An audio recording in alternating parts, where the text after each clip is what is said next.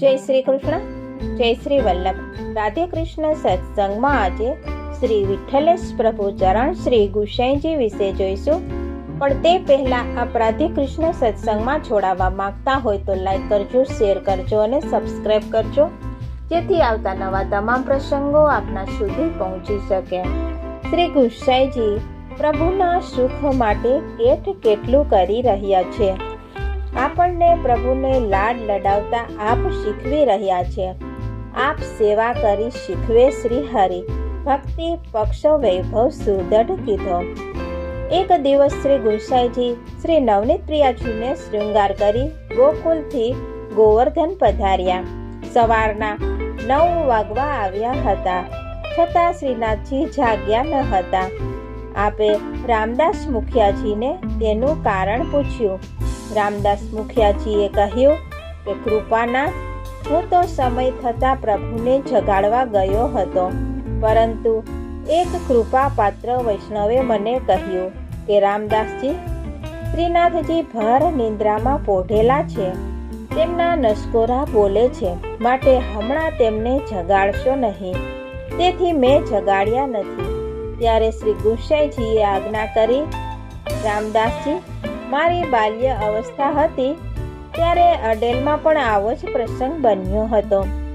એક દિવસ અમારા પિતૃચરણે અમારા જયેષ્ઠ ભાતૃચરણ શ્રી ગોપીનાથજીને આજ્ઞા કરી કે શ્રી ઠાકોરજીને જગાવો. ત્યારે ગોપીનાથજીએ પિતૃચરણને આવી જ વિનંતી કરી કે શ્રી ઠાકોરજી ભર નિંદ્રામાં છે. પિતૃચરણે અમને સૌને બોલાવીને આજ્ઞા કરી કે આપણે ત્યાં બાલ ભાવની સેવા છે. આપણા પ્રભુ બાળક સ્વરૂપ છે. ધર્મશાસ્ત્રની આજ્ઞા છે કે બાળકને પણ સૂર્યોદય પહેલા જગાડી દેવા જોઈએ, કેમ કે જે બાળક સૂર્યોદય પછી જાગે છે તેની બુદ્ધિ કુંઠિત રહે છે. જો પ્રભુને રાત્રે પરિશ્રમ થાય અથવા તો થયો હોય તો પણ સૂર્યોદય પહેલા જગાવી ત્વરાથી રાજભોગ પર્યંતની સેવા પહોંચી અને જલ્દી અનુસર કરાવી દેવા, પરંતુ પ્રભુને સૂર્યોદય પહેલા જગાડવા જોઈએ. આમ બાલભાવનો અને છતાંય ધર્મશાસ્ત્રની આજ્ઞાનો મેળ બેસે એવી રીતે સેવામાં કેટલો સુંદર વિચાર કરવામાં આવ્યો છે. સાચે જ શ્રી ગુસાઈજી સેવા સાગર છે. આપ દરરોજ વહેલા સવારે બ્રહ્મ મુહૂર્તમાં જાગતા, ઉઠીને શૌચાદિ કાર્યથી નિવૃત્ત થઈ અપ્રસ કરી ધોતી ઉપરણા તિલક ધારણ કરીને સેવામાં પ્રવૃત્ત થતા હતા.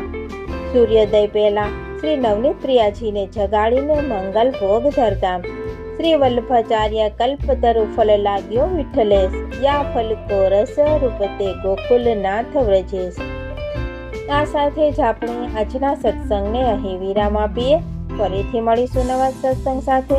જય શ્રી કૃષ્ણ, જય શ્રી વલ્લભ.